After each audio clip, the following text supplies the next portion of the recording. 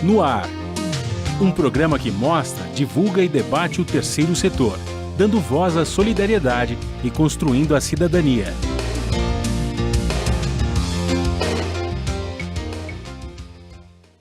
Olá, sou Joel Scala e começa agora o Observatório na Brasil Atual, um programa do Observatório do Terceiro Setor com a co-apresentação de Franklin Valverde. Bom dia, Franklin. Bom dia, Joel, bom dia, Sérgio, bom dia, Luiz Eduardo, e bom dia a você que está em sintonia aqui no Observatório na Brasil Atual. Franklin, hoje nós vamos falar sobre o meio ambiente e a crise hídrica. Entidades do setor elétrico afirmam que a estiagem observada nos últimos meses é a pior em 91 anos. Para a geração de energia, o cenário reacende o debate sobre o risco de apagões pelo país. Para conversar sobre o assunto, nós recebemos o Sérgio Leitão, é advogado e diretor do Instituto Escolhas, de estudos sobre temas ambientais e econômicos. Luiz Eduardo Grisotto, diretor da ABS São Paulo e coordenador da Câmara Técnica de Recursos Hídricos da ABS São Paulo.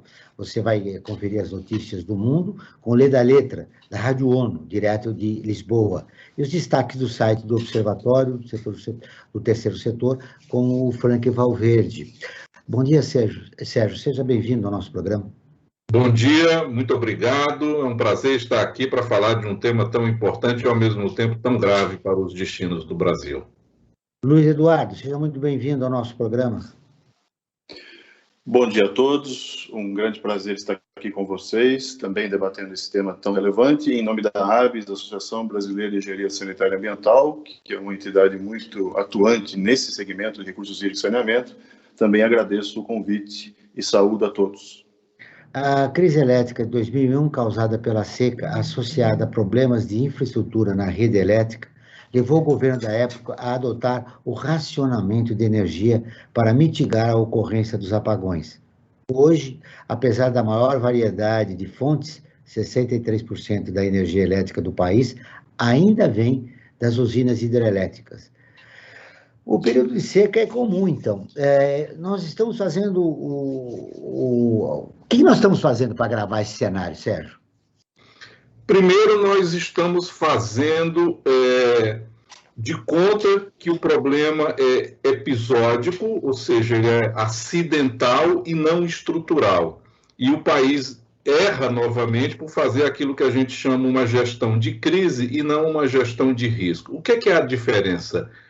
A diminuição das chuvas é uma constante, acontece desde 2001 e desde 2014 se intensificou ainda mais. O que está acontecendo? Está diminuindo o intervalo dos períodos secos, que geralmente costumavam acontecer a cada 10 anos, diminuiu para 8 anos e as secas têm sido mais intensas. A última grande seca que nós tivemos foi em 2014, inclusive São Paulo viveu ali um período, né, das represas baixando, foi quando a população aprendeu a lidar com uma palavra chamada volume morto, né, e isso agora se repete, sendo que a bacia do Rio Paraná, que é a mais importante em termos de fornecimento de energia para o sul-sudeste, nem se recuperou desta última crise de 2014, e agora a gente já verifica uma nova. O governo foi pego de surpresa? Não, porque já não vinha chovendo bem desde 2019. Em novembro do ano passado já havia o alerta de que a situação estava ruim e o governo só veio gritar, secou agora, né, em maio, quando saiu esse decreto falando sobre a emergência climática. Então, acho que a primeira questão é mudanças climáticas, uma dramática alteração do regime de chuva, da série de vazões que alimentam as nossas represas e são fundamentais para o fornecimento de energia, vieram para ficar. Isso exige uma gestão de risco, porque o risco agora faz parte do sistema e não uma gestão de crise, que é o que se faz no Brasil. A gente só se reúne para discutir o problema quando o problema já está na casa do sem jeito, ou como diz uma música lá do Ceará, da minha terra, não tem jeito que dê jeito. Então estamos agora nesta fase e, portanto, precisamos mudar dramaticamente a maneira como a gente lida com as crises e os riscos do setor elétrico no Brasil. Ao longo do programa, nós vamos vendo de que maneira a gente pode lidar para resolver o problema estrutural do país, não só dar uma resposta para essa crise que está aí já, né? Ô, Luiz Eduardo, nós teremos racionamento? Uma boa pergunta, Joel. Essa é uma boa pergunta, sempre é uma boa pergunta em tempos de crise hídrica, né? Veja, eu sempre olho esse período de crise hídrica com muita calma, com muita tranquilidade, mas nós sabemos, por exemplo, que, como você mesmo mencionou, o apagão da energia elétrica, ele, apesar de ser um momento crítico, agudo e nada agradável para a população brasileira, ela traz algumas melhorias, né? Como, por exemplo, a mudança de comportamento da população em relação ao consumo de energia, e isso também aconteceu com a água aqui, principalmente na região metropolitana de São Paulo. Nós vimos aí, por exemplo, que a demanda, que era em torno da casa de 75 metros cúbicos por segundo na região metropolitana de São Paulo, quando apareceu a crise hídrica, houve sim uma conscientização, um apelo muito forte à população, que conseguiu sim fechar as torneiras, conseguiu reservar água, conseguiu entender a conservação da água de uma outra forma. Isso foi um grande ganho, né, na minha interpretação, e acho que dos meus colegas. Isso foi um grande ganho, até porque a demanda baixou para a casa dos 60 metros cúbicos por segundo, e assim como no apagão da energia elétrica, hoje também estamos vivendo uma nova crise hídrica, mas, por exemplo, ano passado, ano retrasado, que aparentemente não havia uma crise como nós estamos vivenciando a de hoje, nós vimos que essa demanda não voltou para o patamar de 75 metros por segundo, assim como aconteceu também no apagão. Então, veja, existe sim um ganho, né? Sempre uma crise, infelizmente, é pela dor e não pelo amor, né? A gente sempre diz que é pelo amor ou pela dor que a gente aprende, mas foi pela dor que nós aprendemos, mas houve sim um aprendizado. No entanto, né, concordo muito com o que o Sérgio comentou, que assim, o nosso país ainda precisa aprender muito a fazer gestão de riscos e uma gestão preditiva, uma gestão preventiva, né? Nós sempre esperamos a crise acontecer para depois correr atrás do problema, mas, no entanto, o Brasil também, volto a dizer, a gente também avançou na questão de planejamento para a questão da crise hídrica. Depois da crise hídrica de 2014, 2015, nós assistimos aí uma série de municípios fazendo seus planos de contingência, os seus planos de enfrentamento de uma crise como essa que nós estamos vivenciando agora. Então, veja, racionamento vai acontecer? Certamente vai. E muitos municípios vão ainda contar com esse problema. Mas, em função do aprendizado que aconteceu em 2014, 2015, muitos municípios se prepararam para o pior, para uma outra crise hídrica, com os seus planos de contingência, com uma série de outros planejamentos setoriais, e isso ajudou muito a não ter um processo tão grave quanto teve em 2014, 2015. E leia-se região metropolitana de São Paulo. A Sabesp fez uma série de transposições, se adiantou a uma série de processos agudos e críticos como estamos vivendo agora, e certamente vocês estão assistindo, nós não estamos vivenciando uma crise como nós vivemos lá no Cantareira em 2014, 2015. Apesar de concordar com o Sérgio que realmente nós precisamos ter processos mais resilientes, ter uma outra forma de planejamento voltada a riscos, a prevenção e a evitar esses problemas como sempre acontece nesses momentos mais agudos. Sérgio, o que nós estamos vivendo agora é um pouco responsável das autoridades que não encararam o problema de uma maneira responsável?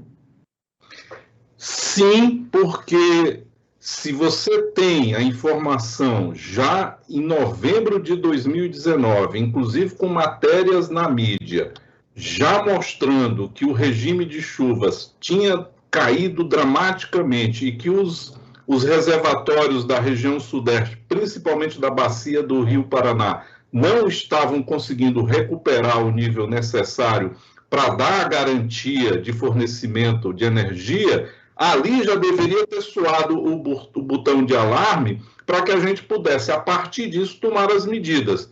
Né? Se perdeu praticamente 6 meses, metade do ano, para que isso viesse a acontecer. Nós já estamos em racionamento, Joel. Nós já estamos numa ameaça grave de apagão, tanto é que o relatório que saiu na sexta-feira da ONS, divulgado no jornal O Globo, mostra exatamente que em novembro o sistema de reservatórios da região sudeste vai ficar no osso, na pedra. E o que é pior, nós temos que rezar, ajoelhar no caroço de milho para chover a partir de novembro, porque senão nós vamos ter apagão este ano e vamos ter apagão no ano que vem. E este governo, o governo Bolsonaro, vai ganhar o troféu Lamparina, porque é isso que nós vamos ter que voltar a usar para abastecer nossas casas. Então, nós já estamos em racionamento, tanto que a indústria já está sendo obrigada a mudar os seus horários, né, de funcionamento. E o que é pior, todo mundo sabe que desde a crise de 2001, por conta, inclusive, dos altos preços da energia, nós já vivemos numa situação que, a partir das 5 da tarde, os grandes consumidores de energia no Brasil desligam a chave da rua, ou seja, aquela que vem do fornecimento de energia elétrica, e ligam um gerador. Agora nós não temos nem aquela reserva para pedir a ajuda do consumidor. O consumidor já trocou a lâmpada em casa. Ele vai economizar aonde? A não ser que ele deixe de ver a novela.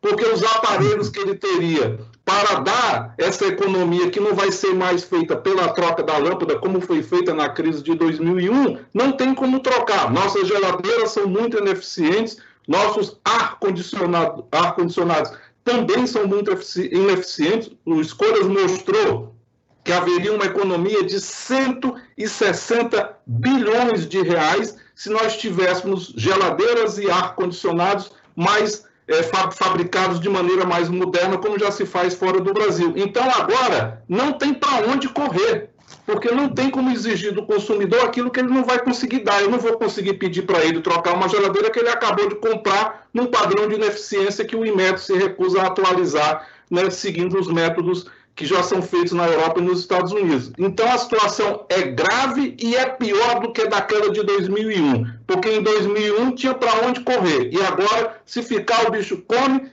né? Se correr, o bicho pega. Ô, Luiz Eduardo, diante dessa realidade, como construir um novo momento no país? Olha, a gente sempre, em todas as discussões que nós fazemos com os profissionais do setor, nós chamamos atenção para a questão mais ampla quando se fala em segurança hídrica, né? Segurança hídrica, claro, a questão mais conceitual diz que a gente precisa garantir água em disponibilidade e qualidade para as atuais e futuras gerações, para necessidades humanas, atividades econômicas, inclusive a questão energética, como está sendo colocada aqui, mas também tem a manutenção de ecossistemas e tudo mais. Então, assim, a nossa visão, primeira coisa, é tratar a segurança hídrica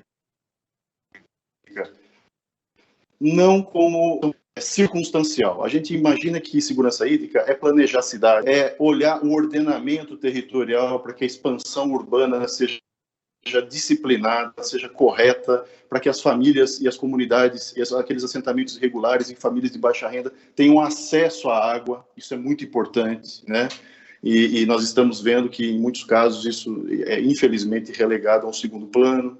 A questão do uso consciente e racional, né? Ao contrário do que o Sérgio coloca, eu acho que, sim, existe um grande espaço ainda para uma grande conscientização, para um trabalho de educação sanitária e ambiental muito grande ainda a ser feito, porque eu acho que esse trabalho tem que ser permanente, ele não pode nunca ser a gente achar que já está bom, que não consegue mais fazer mais nada.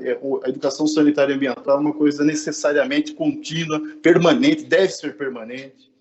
A gente tem que reduzir as perdas. Então, nós temos aí no Brasil ainda estados com incríveis perdas de água de 73%. O estado do Amapá, por exemplo, é 73% de perda, o Amazonas, 68% de perdas, Roraima, com 65% de perdas, ou seja, de 100 litros que eu capto, em torno de 70 litros vai embora. Isso é inadmissível, quer dizer, diante de uma situação de escassez hídrica, de estiagem, etc., eu preciso lidar com essas perdas, eu preciso ter investimentos, eu preciso ter esforço técnico para lidar com esse tipo de coisa, né? Além de controlar a poluição, de prevenir a contaminação das águas, que hoje também é muito complicada, apesar de ter sido focado aqui o uso energético, mas nós temos usos múltiplos da água, tanto em captações para dessedentação de animais, para uso humano, mas também temos para recreação, para lazer. Então, nós temos que enxergar esses usos múltiplos da água para tratar essa questão da forma mais abrangente possível, de modo a prover os sistemas de abastecimento e tal, de mecanismos para atendimento permanente, né, para sistemas resilientes que aguentem um processo como esse de crise aguda, e também um sistema de gestão e governança adequado.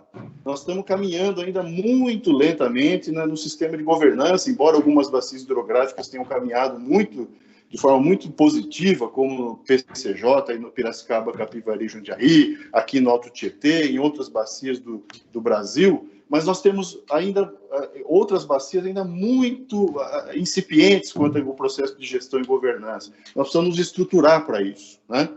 Enfim, segurança hídrica no fundo, uma visão ampla e cuidar dos nossos rios, dessas coleções hídricas, de uma maneira, com uma visão ampla do processo, de forma a garantir isso de forma mais permanente, de forma mais duradoura, de forma sustentável, sob um prisma mais multissetorial e multi-institucional. É assim que nós pensamos. Obrigado. João, se você me permitir, eu só queria esclarecer para o Luiz que nós não discordamos, porque quando eu falei do espaço que não existe mais, é em relação à parte de economia de energia. Do ponto de vista do consumo de água, temos aí uma concordância inteiramente com você em relação a todos esses aspectos que você disse que são, né, as grandes questões ligadas à gestão. E eu complementaria só dizendo, né, a gente lançou um estudo chamando Água como um insumo para o setor elétrico no Brasil. Água tem que ser tratada como insumo, porque o setor elétrico, Joel, Franklin, não funciona sem água, nem mesmo as termoelétricas. A gente mostrou que aquela termoelétrica de Pecém, no Ceará, consome um volume de água que dá para abastecer uma cidade de 600 mil habitantes. Ora, no Ceará, 600 mil habitantes é praticamente uma junção de várias cidades depois da capital, Fortaleza.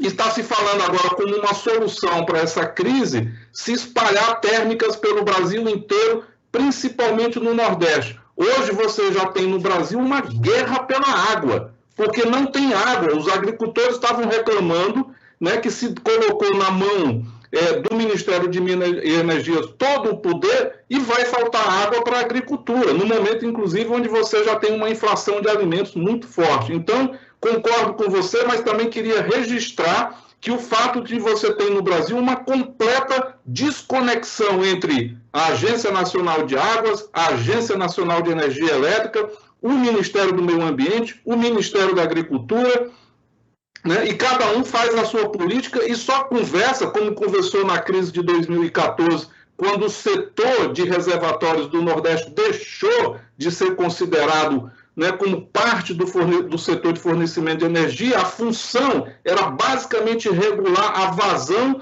para efeito de água de abastecimento de cidade ou para navegação nos trechos do São Francisco que ainda são navegáveis. Então, nós temos um completo descontrole da gestão, e tem 2 países no mundo que menos cobram pela água, para a gente ter uma ideia. O primeiro, o que menos cobra, o Irã. O segundo, né, ou virá a aquarela do Brasil, quem adivinhar? O nosso, o Brasil. O Brasil.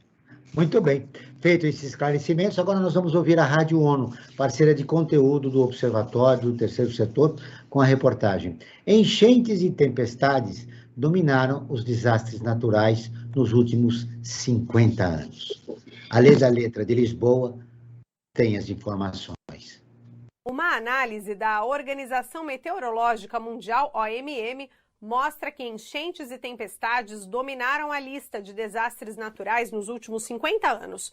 O impacto é histórico, tanto em relação às mortes quanto aos prejuízos econômicos. Os desastres que mais causaram perdas de vida foram as secas, com 605 mil mortes. A seguir estão as tempestades, que causaram mais de 577 mil óbitos. O Atlas da Mortalidade e das Perdas Econômicas devido ao clima traz dados de 1970 até 2019. Neste período, as tempestades causaram prejuízos na ordem dos 521 bilhões de dólares e as perdas com as enchentes chegaram a 115 bilhões de dólares. Ao lançar o relatório em Genebra, o secretário-geral da OMM, Petteri Talas, mencionou as chuvas torrenciais e as enchentes destruidoras que causaram recentemente mortes tanto na Europa como na China.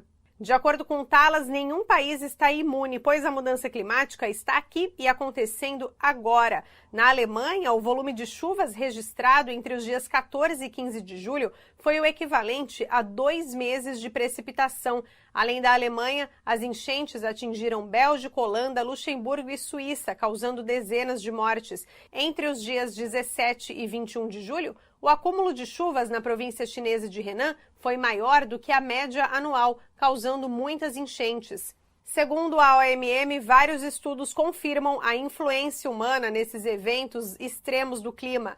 Mas apesar das tragédias serem recorrentes, o total de mortes por desastres naturais está caindo no geral, graças a melhorias nos sistemas de alerta e de resposta aos desastres. Da ONU News, em Lisboa, lê da letra.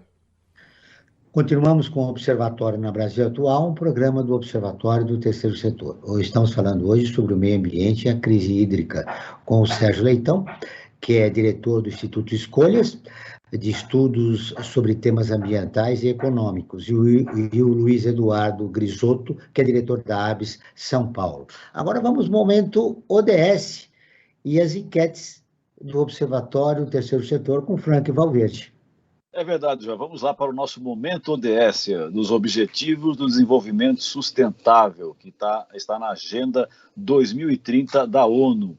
E dentro desses Objetivos do Desenvolvimento Sustentável, o tema 13, Ação contra a Mudança Global do Clima, é o que nós vamos destacar hoje. Dentro dessa, a meta 13.3, exclusivamente aqui para nós no Brasil, diz o seguinte: melhorar a educação, aumentar a conscientização e a capacidade humana e institucional sobre mudança do clima, seus riscos, mitigação, adaptação, impactos e alerta precoce. É fundamental que todo mundo esteja consciente das mudanças climáticas e no que afeta o dia a dia de cada um de nós. E por falar nessas mudanças climáticas, eu queria falar sobre também a nossa enquete. A cada programa que nós apresentamos aqui na Brasil Atual, nós temos uma enquete. E a enquete do programa de hoje, nós fizemos a seguinte pergunta para os nossos e as nossas ouvintes e seguidores internautas. Você sabia que o desmatamento agravou a crise hídrica? E olha só o resultado, 91% das pessoas que se manifestaram nessa nossa enquete disseram que sim. Ou seja, a população está bem consciente de que é necessário você acabar ou diminuir drasticamente com o desmatamento. As autoridades é que deveriam ter essa consciência. E eu queria aproveitar, Joel, já que você me chamou, eu tenho uma questão que eu gostaria que tanto o Sérgio como o Luiz Eduardo desenvolvessem, né? No senso comum, a população em geral, sempre que se fala das agências reguladoras, o pessoal não confia muito, o pessoal tem uma certa descrença, né? Então a gente não sabe se realmente elas... o que passa para a população, a gente vê isso nas redes sociais, por exemplo, é um total descrédito, né? E realmente até... Com motivo, né, Frank? Com motivo, sim, porque elas são usadas politicamente, né? Exatamente. Agora, eu queria que dois especialistas da área, né, refletissem um pouco sobre isso. Qual o papel, nessa situação que nós estamos vivendo hoje, ou a inexistência desse papel, da ANA, que é a Agência Nacional de Águas e Saneamento Básico, e da Enel, que é a Agência Nacional de Energia Elétrica. Elas têm realmente trabalhado e elas funcionam, ou realmente elas estão, como se dizia o meu avô, para inglês ver? Sérgio. O principal problema das agências, assim como dos ministérios e da decisão, e por isso que eu falei que a gente não faz gestão de risco, faz gestão de crise, é que a gente só se junta quando a coisa já foi para o beleléu, já está na casa do sem jeito.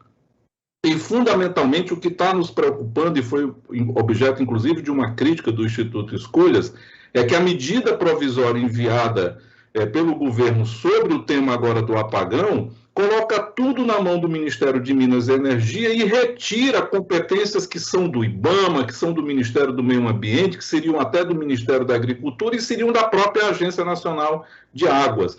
Ou seja, o problema é tomar uma decisão integrada, porque todas as questões que levaram a esta crise agora de 2021, e tenho certeza levará a novas crises se não for modificado o modo de operação do governo sobre o tema de água, energia, agricultura, é exatamente essa falta de decisão integrada. No estudo que nós lançamos sobre água como insumo para o setor elétrico de 2019, a gente já apontava o problema de que precisava fazer uma reconstituição histórica da série de vazões, precisava fazer uma atualização dos modelos preditivos, ou seja, dos modelos de previsibilidade sobre a ocorrência dessas diminuições de chuvas, exatamente porque a gente notava que o sistema tinha perdido a sua centralidade. Basta fazer a seguinte pergunta: quem é que sabe hoje quanto tem de água nos nossos reservatórios? Toda a privatização da Eletrobras é feita em cima de um valor da empresa que tem a ver com a chamada garantia física. O que é a garantia física? É o volume de água dentro dos reservatórios que indica o potencial de geração de energia, como se fosse a poupança. Eu tenho 1 bilhão de litros d'água dentro do reservatório, eu posso gerar X de energia, esse X de energia vale X no mercado, né? Está dado o valor da privatização. Essa garantia física hoje, ela é completamente falha no sentido do volume indicado, porque ela está sendo modificada e corroída, comida, por diferentes usos que hoje não encontram uma centralidade de intenção de se saber exatamente o que existe ou não, porque o sujeito capta uma água num estado X, dado uma autorização por alguém, e aquilo não está sendo compensado ou computado pelos oficiais. Então, o sistema perdeu essa integralidade. Então, as agências não têm papel e o governo não faz essa gestão integrada, Joel. Você é contra esse modelo de privatização da Eletrobras? Da maneira como foi feita a privatização, os economistas hoje têm sido unânimes em dizer: vai dar prejuízo, não vai resolver o problema. Porque, inclusive, se jogou uma conta monumental para o país pagar, que é um volume altíssimo de térmicas contratadas obrigatoriamente para o Nordeste para beneficiar interesses privados. Então, até os economistas liberais disseram o seguinte: não faz, não faz. Porque se a intenção era retirar, o discurso liberal diz, é bom privatizar porque você tira um ônus do Estado e deixa isso, né, em todas as aspas, para a iniciativa privada. Esta privatização, né, até os liberais assustou, porque ela coloca mais ônus sobre o Estado. É uma privatização ao inverso. Então, nesse sentido, existe uma unanimidade hoje entre todos os economistas. Foi um péssimo negócio para o país. Você concorda, Luiz Eduardo? Bom, eu queria só respondendo a pergunta do Franklin, né, sobre as agências reguladoras, no caso a ANA, e sobre o papel da Enel. Veja, é aquela velha máxima, né? Conhecemos o que está bom, mas há muito, certamente, para melhorar. Eu vou dizer mais da ANA, que conheço mais a Agência Nacional de Águas, né? Embora eu tenha acessado muitos estudos da Enel e conheço alguns técnicos da Enel e sei da qualidade técnica que existe ali no corpo técnico da Enel e também da ANA. Mas só para você ter uma ideia, como a Agência Nacional de Águas, ela avançou muito nessa discussão e no planejamento da segurança hídrica, dos recursos hídricos e do saneamento, antes dela assumir essa nova delegação como marco legal, o novo marco legal de saneamento. A ANA já tratava da questão de saneamento muito antes desse marco legal, na tentativa de fazer uma integração com então, o Ministério das Cidades à época. Eu cito o Atlas de Abastecimento de Água, que foi publicado em 2010. Inclusive, eu ajudei a coordenar a elaboração do Atlas, por coincidência. Foi um trabalho muito bem feito pela ANA, visitou todos os 5.565 municípios brasileiros, um levantamento de muito critério, que ajudou, inclusive, também a própria elaboração do Plano SAB, do Plano Nacional de Saneamento, Depois vieram um Atlas de Vulnerabilidade a Inundações, em 2014, o Atlas de Esgotos, em 2017.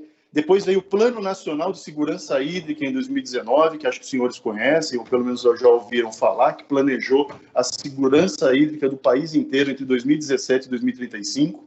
Inclusive, só voltando um pouco, quando você falou, a Rádio ONU comentou em 500 bilhões de prejuízo, o Plano Nacional de Segurança Hídrica, elaborado pela ANA, ele já alertou para esse prejuízo econômico caso houvessem cenários agudos de escassez. Ele previu uma perda econômica de 228 bilhões de reais em 2017 e mais 518 bilhões em perdas em 2035, caso esses cenários de escassez aguda de água viessem a ocorrer. Entre outras tantas outras informações, tantos outros dados interessantes que esses planos, esses estudos deram conhecimento ao país. Então, veja, na minha interpretação, eu acho que as agências e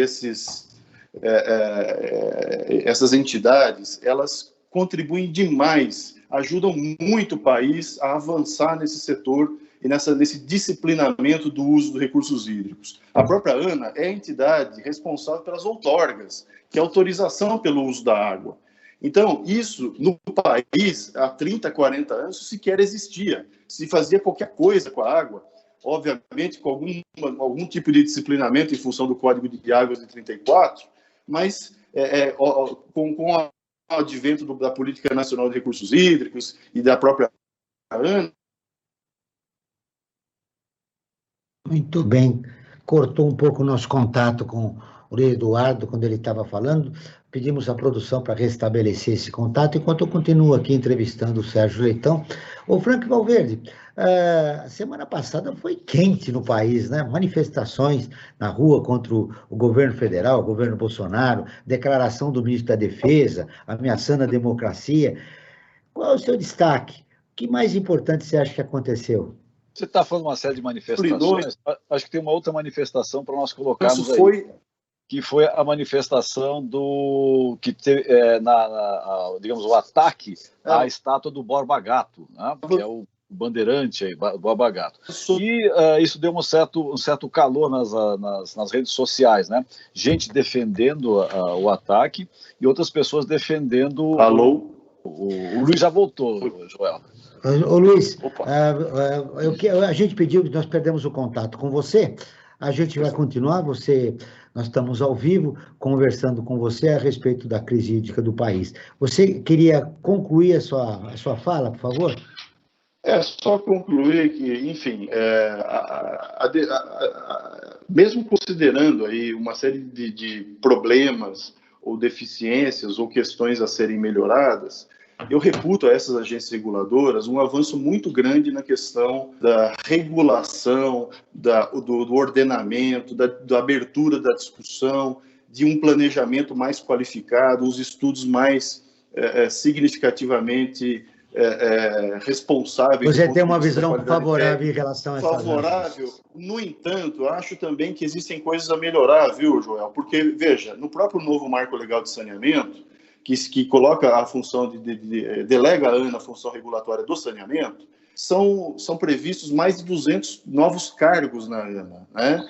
Isso, evidentemente, tem que ser estruturado dentro da própria ANA, do ponto de vista também de gerar as próprias, desses regulamentos, as normatizações do setor. E isso não é do dia para a noite, né? Quem imagina que uma ANA vai se organizar de um mês para o outro, diante de um novo marco legal, que é um setor extremamente complexo como o de saneamento, ele está enganado, porque é um processo, né? É um processo. Demora um tempo, é um processo. Né? Agora, e, obviamente... Eu queria a sua opinião sobre a privatização da Eletrobras. Olha, nós na ABS, nós não discutimos sobre ainda estamos em discussão sobre esse processo de privatização da Eletrobras, e sobre a gente se reporta mais a questão da própria questão hídrica, né? na coordenação da Câmara de Recursos Hídricos.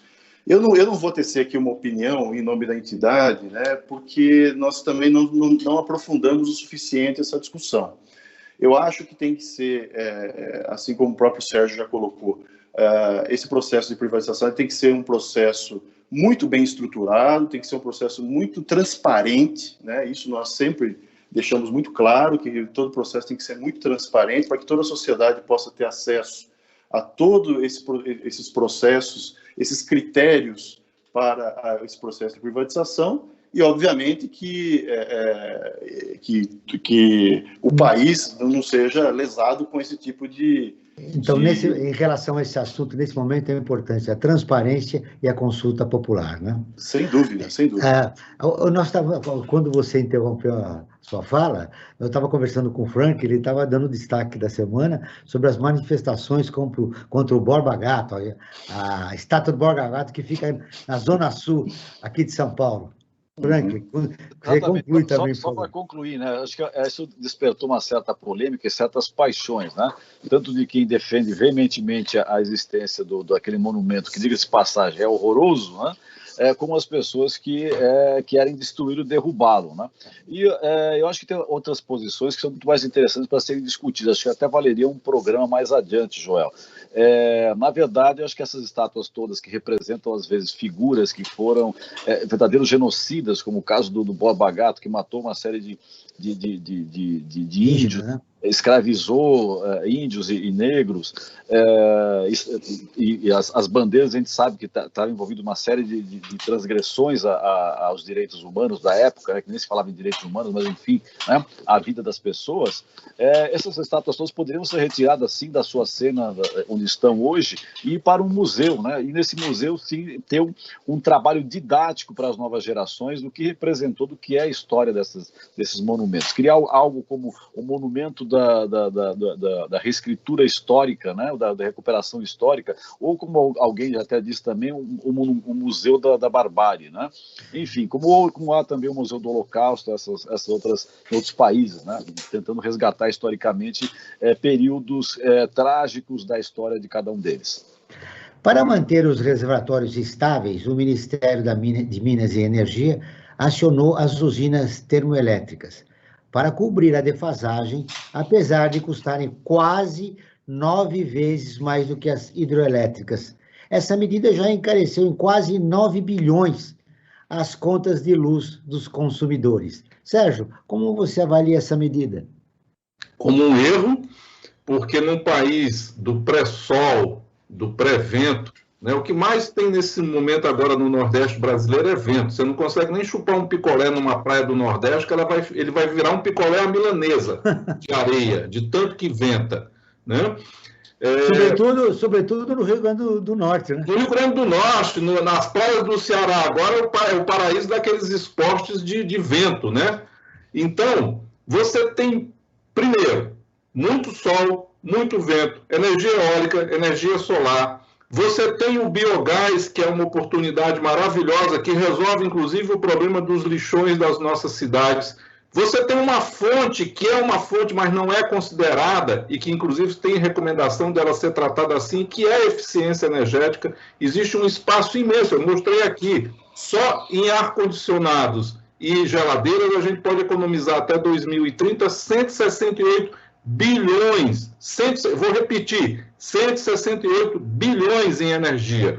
Então, termoelétrica, primeiro, que vai aumentar a disputa pela água, que como eu falei, né? No caso do Ceará, a termoelétrica de Pecém consome uma água de 600 mil habitantes, para uma população de 600 mil. Então, é a pior decisão, é a decisão errada, e é a decisão que coloca a gente na contramão, porque você está vendo o governo americano, via Biden, prometer que vai ter uma matriz elétrica 100% limpa, sem usar o fóssil. E a gente que não usava o fóssil está indo para o fóssil, porque as termoelétricas precisam de combustível fóssil. Então, é uma decisão errada do ponto de vista da questão da mudança climática, é uma decisão errada do ponto de vista de um país que precisa sair deste mito de que a gente tem abundância hídrica, porque vai aumentar a disputa pela água, e é uma opção errada porque é a mais cara.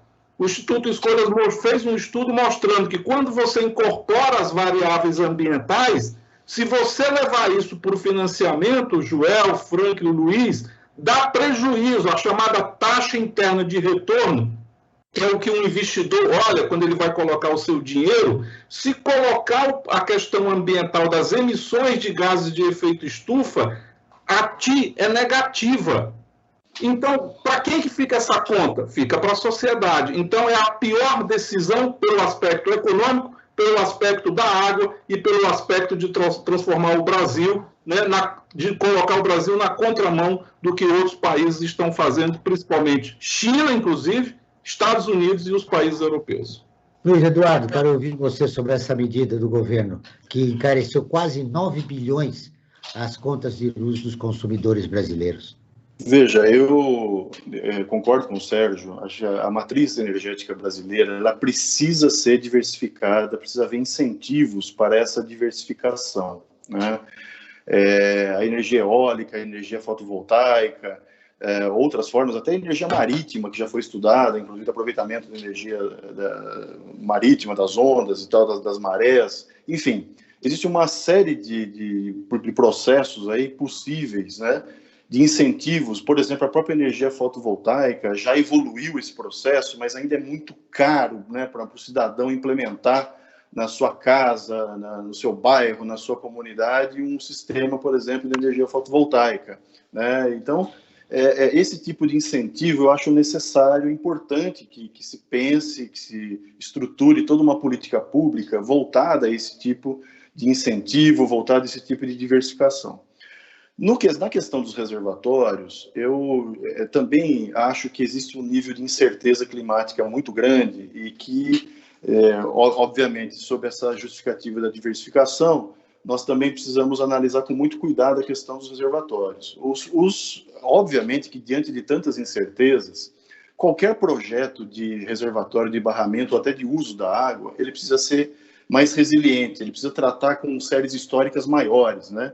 Se a gente tratava com tempo de retorno de 50 anos, 70 anos, a gente precisa trazer agora tempo de retorno de 100 anos ou 200 anos. O que significa isso? Significa levar em consideração os riscos futuros de mais longa data, né? O que acontece com os projetos? Os projetos ficam mais caros, né? Se ficam mais caros, isso vai, a conta, em tese, vai para quem? Vai para o consumidor? O governo precisa assumir uma subvenção, um subsídio? Esse tipo de discussão precisa acontecer no Brasil, né? E sempre quando cai nessa discussão, eu caio na discussão do valor da água, né? Que é uma coisa assim que todos sempre comentam em todas as palestras e tal, falam, olha, ô Luiz, mas o que você acha do valor da água? E porque os projetos tendem sempre a ser mais caros, etc. É porque é o seguinte, a água no Brasil ainda é muito barata, né? O próprio Sérgio, ou alguém aqui, comentou que as nossas tarifas são uma das menores do mundo, né? Só para você ter uma ideia, se você vai num parque, alguma coisa, comprar uma garrafa de 500 ml de água mineral, você paga R$4, R$5 e sai feliz e contente, né, depois de sair comprar uma água mineral e tomar sua água mineral. Uma companhia de saneamento, uma prestadora municipal, cobra R$2,70 na média por 1.000 litros de água clorada com padrão internacional de qualidade. Eu não estou falando de 1 litro, estou falando de 1.000 litros de água. E você paga em 500 ml num parque R$4 e sai feliz da vida.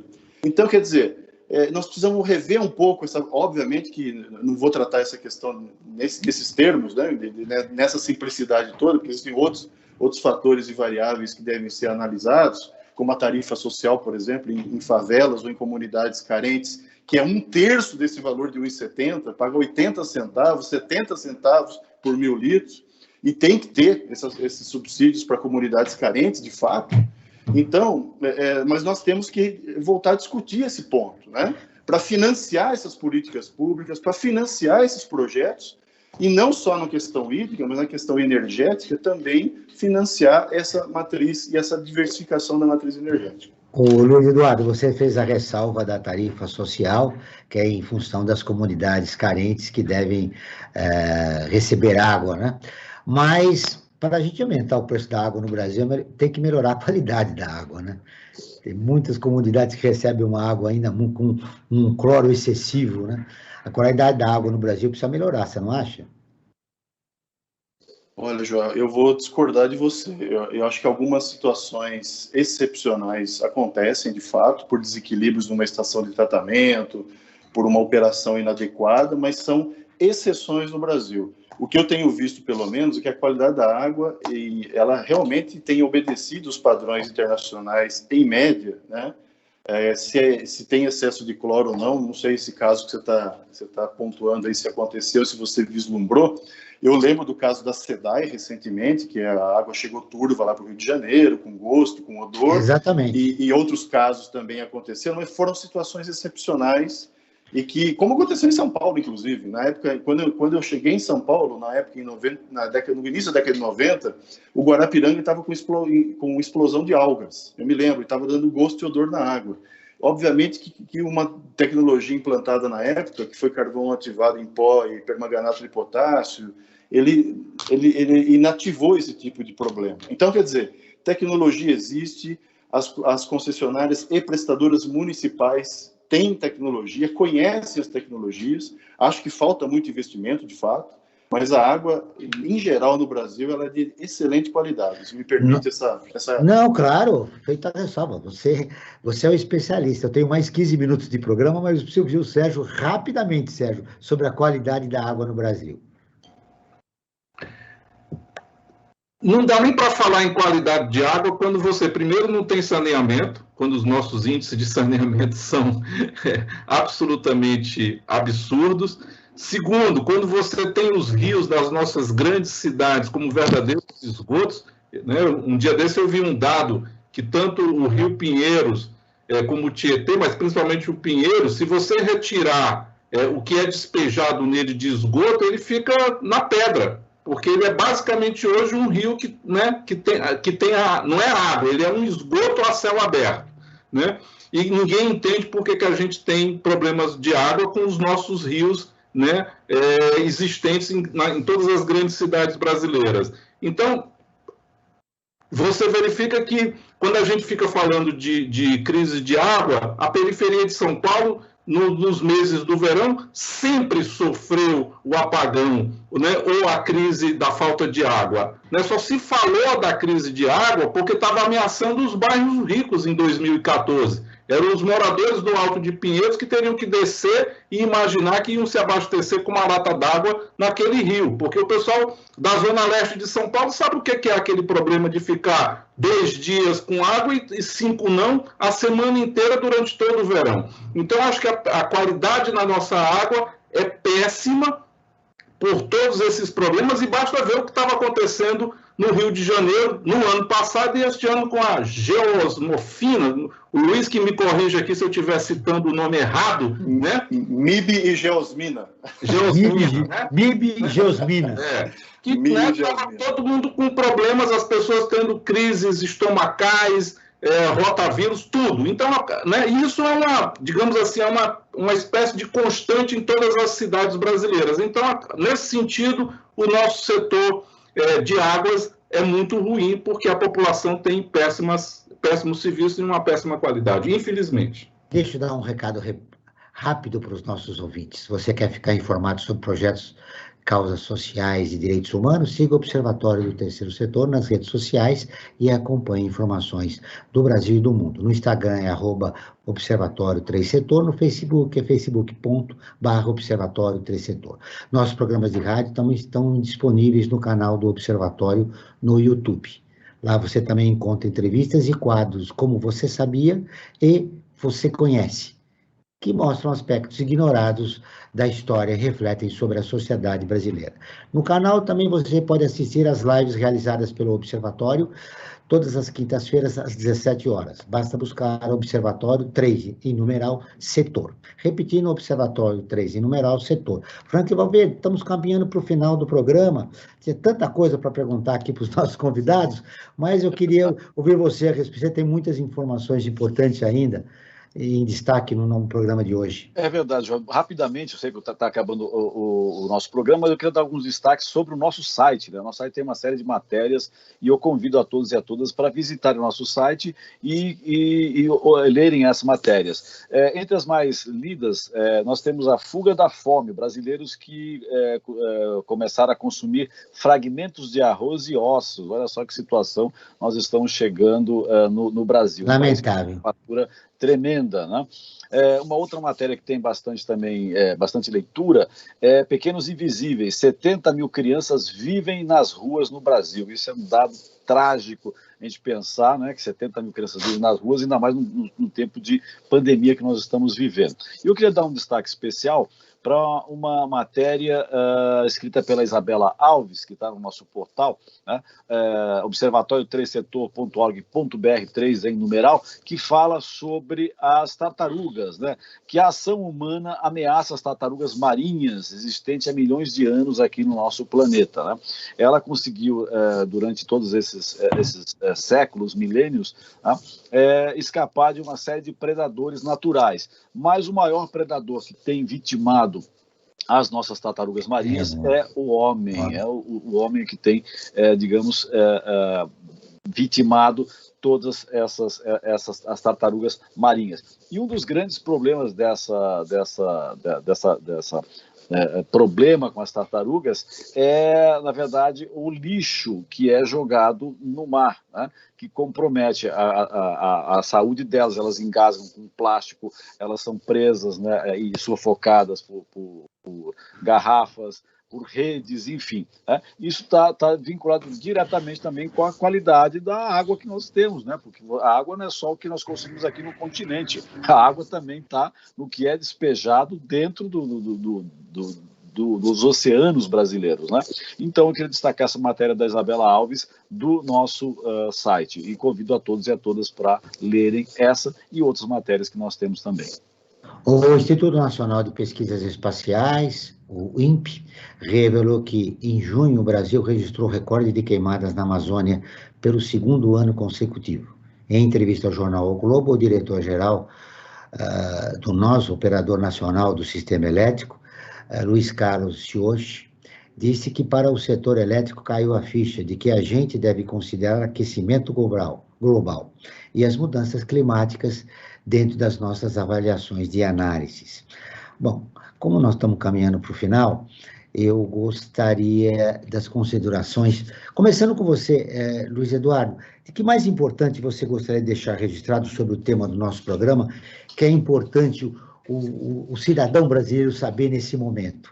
Já temos o aumento na luz elétrica, agora teremos o quê? Segundo a tua avaliação, o que você vai destacar no final da sua participação no programa de hoje? Bom, primeiro, Joel, Franklin, Sérgio, um grande prazer estar aqui com vocês debatendo, né? Acho que é um assunto de absoluto interesse e absoluta importância nos dias de hoje, atravessando uma nova crise hídrica, infelizmente, né? Mas esse tema, eu acho assim, ele tem muitas saídas para se resolver no curto, no médio e no longo prazo. A primeira coisa que eu sempre coloco, e tem a ver com essa questão que você pontuou aí da Amazônia e também do operador de energia elétrica nacional, são as questões relacionadas à preservação, à prevenção de problemas, né? Como eu mencionei anteriormente, os planos de contingência, os planejamentos em geral, mas existem medidas hoje muito bem sucedidas, inclusive aqui no Brasil, com remuneração de quem preserva, por exemplo, florestas, que é o famoso PSA, o pagamento por serviços ambientais, né? Nós temos aqui no município de Extrema, aqui na bacia PCJ, do Piracicaba, Capivari e Jundiaí, uma experiência muito bem sucedida de pagamento aos proprietários rurais para quem preserva áreas com vegetação e nascentes. Então, quer dizer, esse tipo de remuneração, de compensação por áreas preservadas, que é o famoso PSA, já foi feito em Nova York, em muitos outros lugares, ele tem dado muito bons resultados. E quando se associa isso à preservação e aumento da segurança hídrica e da resiliência, obviamente que para esse operador da energia elétrica e para tantos outros usuários do país, a ficha também cai e diz, opa, então é possível preservar com inteligência, é possível garantir sustentabilidade hídrica com esses tipos de mecanismos, né? Bom, então esse tipo de coisa eu sempre aposto em planejamento, em preservação, em proteção. Eu acho que temos muito a caminhar ainda, ideias boas já existem, eu acho que precisamos estimular essas boas ideias. Mas também, para finalizar, eu destacaria outras 3 ordens de ações. As ações de recuperação, que as ações de recuperação de mananciais, de cidades, de áreas de expansões urbanas, tem que ter investimento para isso e tem que ter ações coordenadas. Alguém me disse aqui em algum momento que faltava integração entre os órgãos, e isso que eu queria mencionar também na questão das agências reguladoras.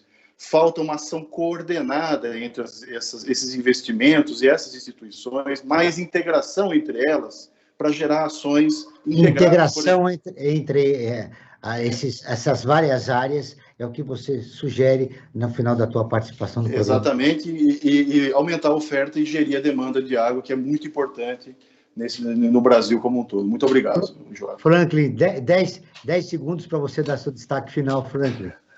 A solução para a crise hídrica está principalmente no desenvolvimento sustentável. Precisamos planejar um desenvolvimento que seja realmente sustentável.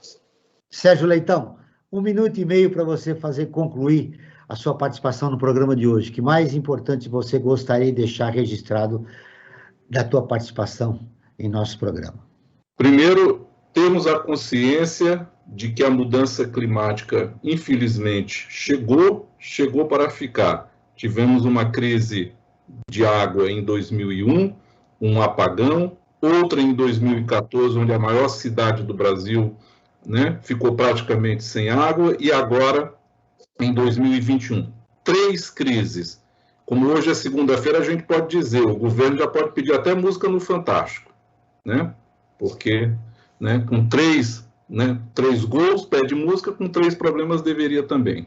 Segundo lugar, a gente tem sol, tem vento, né, tem lixos nas cidades que podem servir exatamente para gerar energia a um custo muito mais barato. Então, a gente tem que radicalizar as soluções que nos são dadas por Deus e que custam muito mais barato.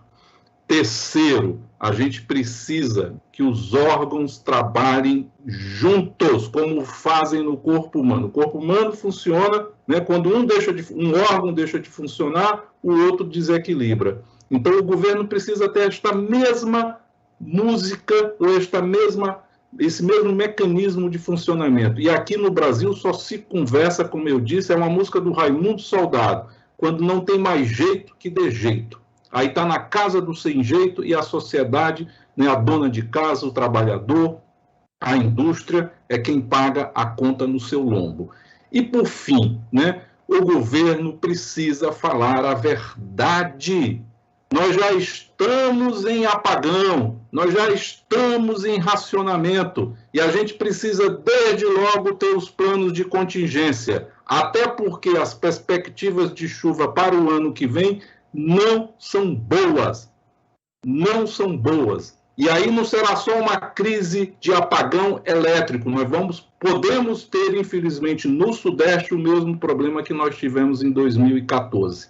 Então a situação é grave, o governo não fala a verdade, não orienta a população, né, não orienta o setor produtivo e, portanto, a gente tem que ter a consciência de que nós devemos exigir tudo isso que nós falamos. Mais energia renovável, solar, eólica e biomassa e biogás, mais integração no processo de tomada de decisão e a sociedade sendo devidamente informada e participando do diálogo. É isso que vai garantir que nós tenhamos a possibilidade, Joel, Franklin e Luiz, né, de sair desta situação e, mais do que isso, e fundamentalmente, prevenir que o problema volte a acontecer, como infelizmente pela 3ª vez se repete, né, com o mesmo enredo, não tem nenhuma novidade, é o mesmo enredo, é a mesma novela. Portanto, a população, a esperança é a gente mobilizado, exigindo os nossos direitos junto aos governantes. Muito obrigado pelo convite para estar aqui. O Observatório na Brasil Atual está terminando. Eu agradeço a presença de Sérgio Leitão, advogado e diretor do Instituto Escolhas, de estudos sobre temas ambientais e econômicos.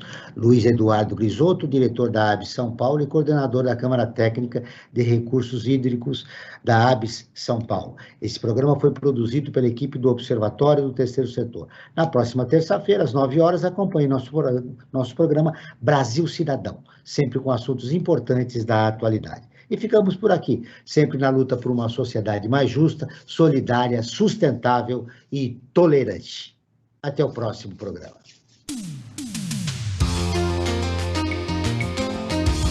Você ouviu na Brasil Atual mais uma edição do Observatório do Terceiro Setor, sempre na luta por uma sociedade mais justa, solidária, sustentável e tolerante. Observatório do Terceiro Setor, o olhar da cidadania.